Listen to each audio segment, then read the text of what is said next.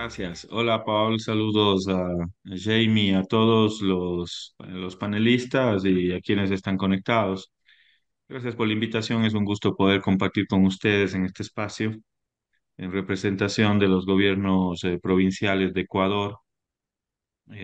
Para nosotros es importante darles a conocer quizás nuestra experiencia en el ámbito nacional, cómo funciona nuestro sistema en Ecuador de transferencias del gobierno nacional hacia los gobiernos subnacionales y sobre todo poderles mostrar cómo a través de una nueva constitución en el año 2008 se logró generar un modelo más efectivo en términos de descentralización en el Ecuador. No sé si me permiten poder compartir la pantalla. Bueno, quería compartir la experiencia de Ecuador con respecto a las transferencias intergubernamentales. Eh, Nosotros estamos conscientes de que a través de estas transferencias lo que logramos es que los gobiernos locales puedan unirse primero a un plan nacional de desarrollo con estas transferencias. Ese plan nacional de desarrollo de Ecuador es un plan del 2021 al 2025. Tiene cinco ejes fundamentales de ese plan de desarrollo. Son 16 objetivos, 55 políticas y 130 metas. Este Plan Nacional de Desarrollo se articula con los Objetivos de Desarrollo Mundiales, con los 17 ODS y con la Agenda 2030. ¿Qué es lo que estamos haciendo desde los gobiernos locales o cómo funciona nuestro sistema aquí en Ecuador? Bueno, decirles que en el ámbito de los gobiernos locales, nosotros estamos a cargo de estas competencias, básicamente en Ecuador, que es riego y drenaje, cooperación internacional, tránsito, transporte terrestre y seguridad vial, preservar y mantener la cultura y el patrimonio arquitectónico, dragado, relleno hidráulico, limpieza de ríos, esteros, embalses, reforestación y forestación, planificar y construir la red vial local, no las redes nacionales, las que nos conectan entre los estados, es hasta cargo del gobierno central, la gestión ambiental, todo el manejo de áridos y pétreos, prevención y protección, socorro y extinción de incendios, fomento productivo, desarrollo de actividades turísticas. Todo lo demás, salud, educación, seguridad, está a cargo del gobierno central. Los gobiernos subnacionales estamos encargados únicamente de estas competencias que les acabo de leer. El resto, salud sobre todo, está a cargo del gobierno central, educación, todo el sistema educativo e inclusive la educación superior o universidades está a cargo del gobierno nacional y seguridad ciudadana también está a cargo del gobierno nacional. Con este antecedente, yo quiero plantearles precisamente cómo se han entregado los recursos para estas competencias de los gobiernos subnacionales. Eh, los gobiernos subnacionales se dividen en tres prefecturas, que son lo que se denomina gobiernos regionales o estados en otros países. Tenemos los municipios o las alcaldías, que son gobiernos más pequeñitos, y tenemos unos gobiernos mucho más pequeños, que son los gobiernos parroquiales, que son los gobiernos más comunitarios, sobre todo en zonas rurales de las ciudades o de las provincias. En el Ecuador, antes de la Constitución del 2008, y por qué quiero marcar un hito importante, la Constitución del 2008 marca un antes y un después en el Ecuador, porque se logra organizar de mejor manera el Estado, se logra identificar también un modelo de descentralización y antes de la Constitución del 2008, ustedes van a poder ver por lo menos 14 leyes para asignación de recursos a los gobiernos locales o a los gobiernos subnacionales. Entonces era muy complejo porque se tenía que identificar cada una de las leyes, qué asignaciones teníamos, y en función de esas 14 leyes se distribuían los recursos para los gobiernos subnacionales. A raíz de la Constitución del 2008 se logra reorganizar el Estado, ir hacia un modelo de descentralización, y luego de la Constitución del 2008 se expide una ley importante para los gobiernos subnacionales, que es el COTAD, en el 2010. Y ese modelo, el COTAD, establece un modelo de equidad territorial bajo una visión de desarrollo local, buscando precisamente generar distintos polos de desarrollo en el país. Y a través del COTAD se establece un modelo de equidad territorial, que es el que entrega los recursos a los gobiernos subnacionales. Se establecen las nuevas competencias que les mostré en la lámina anterior, e inclusive, este es un tema importante, porque en Ecuador tenemos recursos. Ecuador es un país con muchos recursos, sobre todo auríferos, y también recursos petroleros.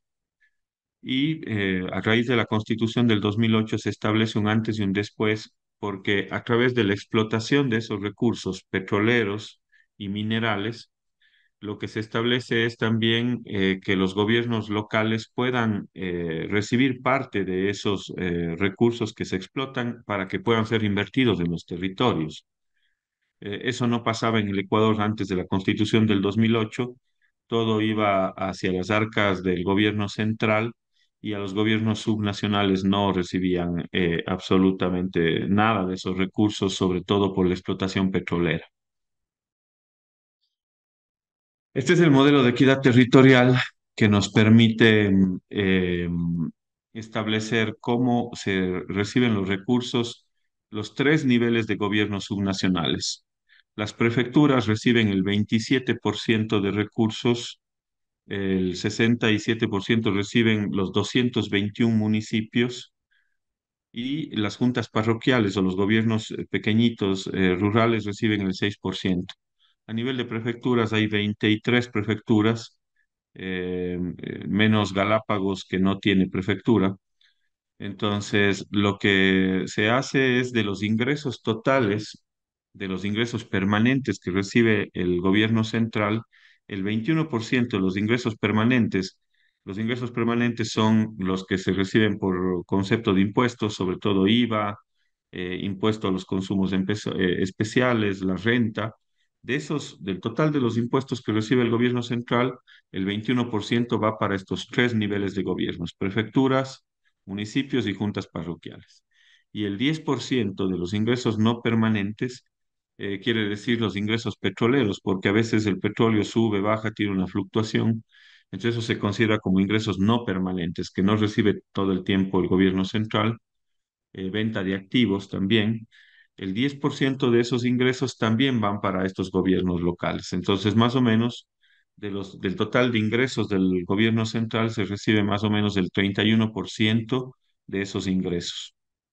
Hay una ley que se estableció en el 2010, que hay un monto fijo, que más o menos son 2.136 millones de dólares, que siempre se reparten entre los tres niveles de gobierno subnacional.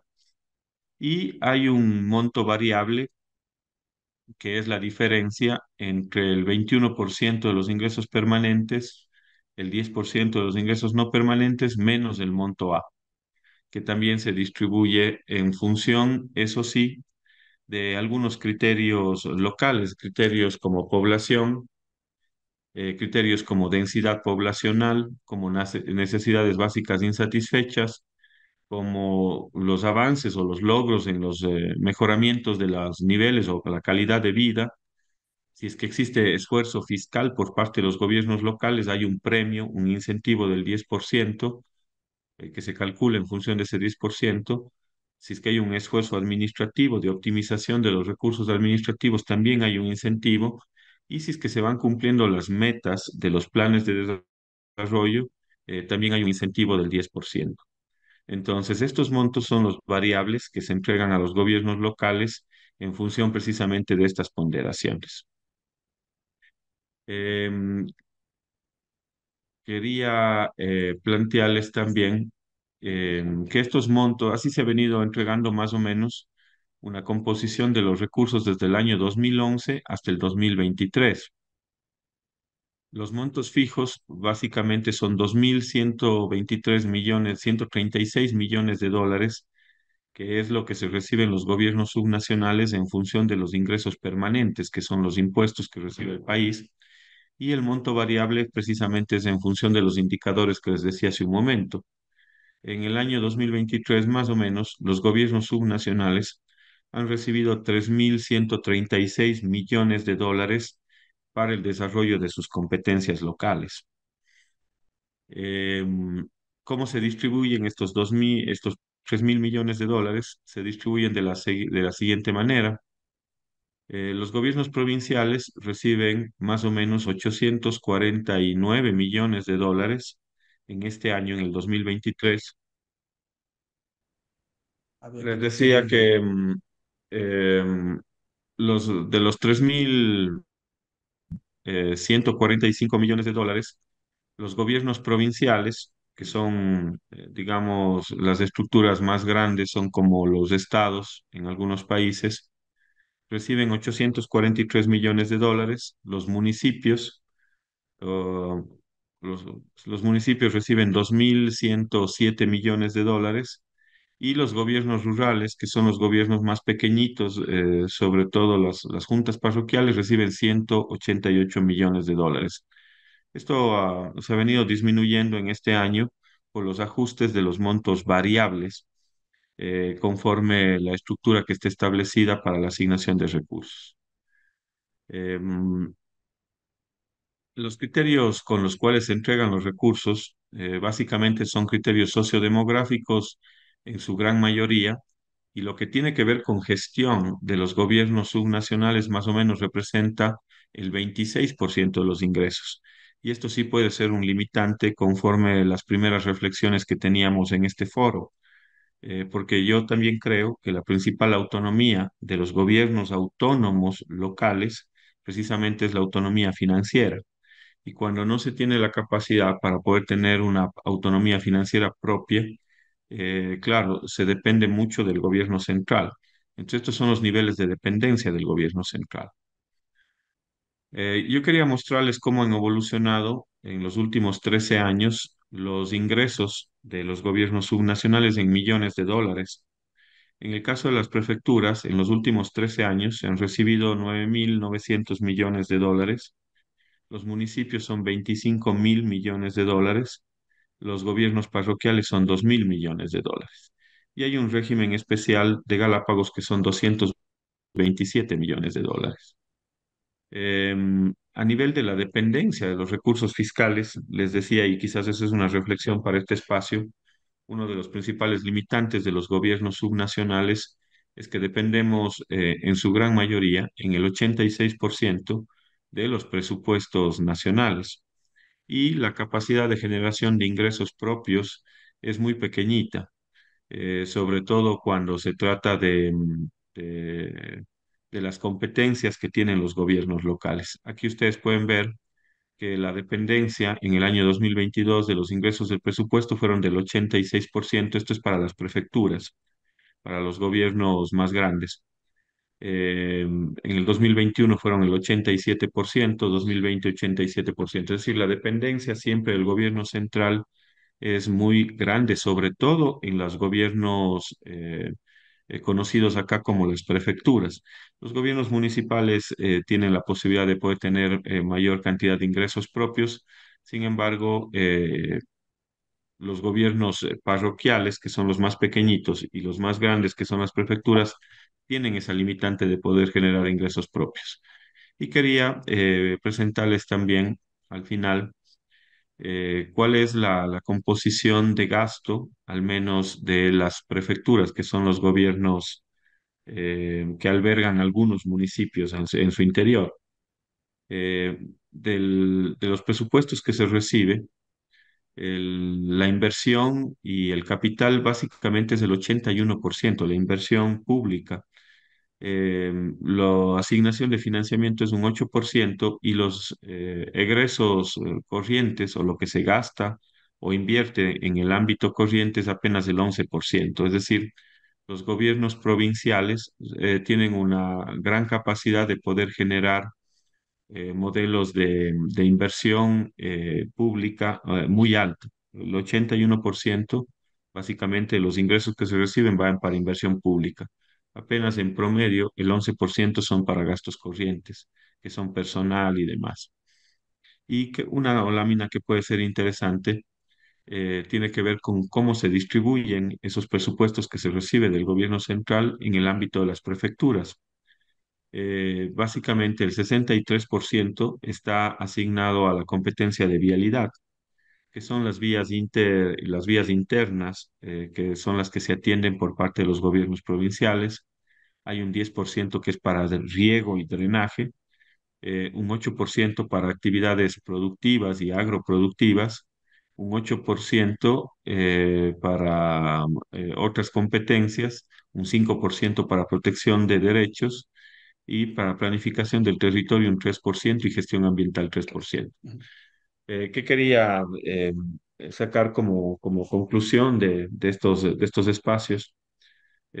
Justamente que para nosotros es fundamental poder profundizar los modelos que nos permitan avanzar hacia la generación de ingresos propios. Quizás ese es uno de los retos más grandes que tenemos en los gobiernos subnacionales, sobre todo para poder cumplir con las competencias que están siendo entregadas, a sabiendas que el gobierno central se hace cargo de salud, educación, seguridad, pero aún así, uno de los limitantes más complejos que tenemos es la posibilidad de generar ingresos propios, al menos de los gobiernos provinciales. Los gobiernos municipales tienen algunas tasas que se pagan y sobre todo por los predios o por las viviendas o por los terrenos, todos los años se generan ingresos propios, pero las prefecturas no. Y los gobiernos parroquiales, que son los gobiernos rurales, los más pequeñitos, incluso tienen muchas más dificultades para la generación de ingresos propios. Otra reflexión interesante que hemos sacado tiene que ver con que la descentralización del país, pese a que existe la Constitución del 2008, que fue un avance significativo, no solo depende de factores fiscales, sino que va en concordancia también con un proceso de descentralización administrativa. Eso es fundamental para poder garantizar un adecuado modelo de descentralización fiscal en el Ecuador. Y otra de las conclusiones que hemos obtenido dentro de esta, eh, de esta revisión, digamos, de los ingresos subnacionales, tiene que ver con la operatividad de la descentralización fiscal a través de diferentes tipos de transferencias, que debe ser evaluado considerando las connotaciones fiscales y sociales que se espera en el uso de criterios de distribución. Es decir, en función del modelo de equidad territorial. Siempre lo que se busca es tener un proceso más equitativo de asignaciones para los gobiernos subnacionales desde el gobierno central. Y quizás una última reflexión que me parece que es fundamental tiene que ver precisamente con la posibilidad de acceso a financiamiento de los gobiernos subnacionales. Y lo dejo como una reflexión para el foro, para este espacio mundial. Cuando vemos que el costo del dinero en determinados países termina siendo muy alto. Nosotros tenemos un banco de los gobiernos locales cuya tasa de interés en dólares está sobre el 8% para proyectos de financiamiento, a sabiendas de que hay organismos multilaterales y bilaterales de cooperación cuyas tasas de interés están entre el 2-3% en dólares. Pero resulta que cuando los gobiernos subnacionales quieren acceder a financiamiento para la generación de proyectos enfocados precisamente en los objetivos de desarrollo, en los ODS, resulta que el financiamiento con la línea que podemos acceder está sobre el 8% en dólares. Y básicamente hay una serie de impedimentos, sobre todo en el ámbito nacional, para poder acceder a financiamiento propio para los gobiernos subnacionales si es que no existe una garantía o un aval soberano del gobierno.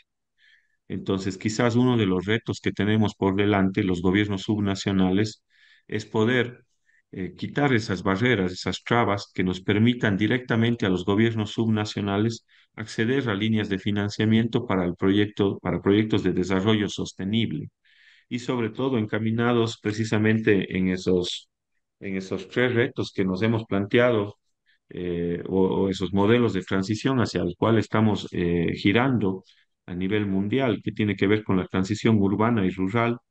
No es menor que al 2050 dos terceras partes de la población va a vivir en lo urbano. Es porque no hemos logrado generar un adecuado modelo de desarrollo territorial, sobre todo en las áreas rurales. Creo que hay que ponernos precisamente el reto de poder acceder a un financiamiento barato para poder avanzar en la transición verde y en la transición social, que son elementos fundamentales para garantizar un modelo de desarrollo precisamente sostenible. Y el tercer elemento, el tercer reto que tenemos por delante es una transición productiva sostenible, en el cual se puedan involucrar una serie de factores como es la economía circular y, por supuesto, un modelo de transición productiva que pueda apalancar conceptos como la economía social y solidaria, que ha sido reconocido incluso últimamente por las Naciones Unidas como una forma válida, un modelo válido para poder acortar las brechas sociales a través de un sistema de economía social y solidaria. Pero para que eso se pueda cumplir, para que esos tres elementos se puedan cumplir, se tiene que democratizar el acceso a crédito y no un crédito a cualquier costo. Si cuando se tratan de esos tres elementos que tienen que ver con el futuro mundial, se tiene que acceder a unas líneas de crédito a tasas de interés acordes a las realidades locales, pero sobre todo a que se puedan cumplir con esos grandes preceptos mundiales a los cuales todos estamos apostando. Yo no concibo que en este mundo se pueda acceder a líneas de crédito para proyectos de desarrollo local sostenible o proyectos verdes con tasas de interés del 8% en dólares. Eso es imposible. Entonces, quizás esa reflexión las dejo para el foro, para que se pueda tener en cuenta y ver cómo hacemos esa causa común en beneficio precisamente de esos tres elementos hacia donde estamos transitando como gobiernos locales. Muchas gracias a ustedes.